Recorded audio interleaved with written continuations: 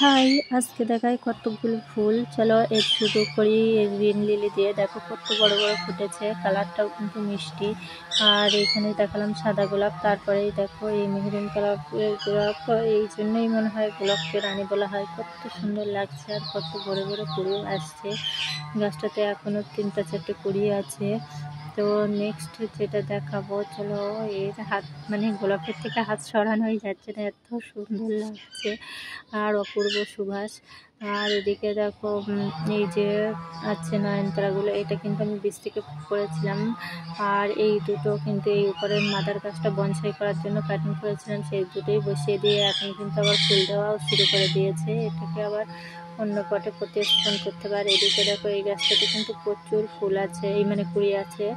তো অনেকগুলোই ভ্যারাইটিস আছে আমার কাছে, যেগুলো একসঙ্গে তো এত ছোটো ভিডিওতে দেখানো সম্ভব না। আর এদিকে দেখো এই রঙ্গলগুলো কেমন লাগছে।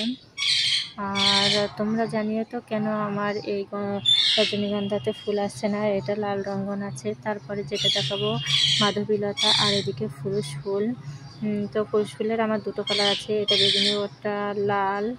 আর এই দেখো এটা আছে একটা ফুল যেটা আমার খুবই পছন্দ। তোমাদের কার কার এই ফুলগুলো ভালো লাগলে অবশ্যই কমেন্ট করে জানিও, লাইক শেয়ার সাবস্ক্রাইব করে দিও। বাই।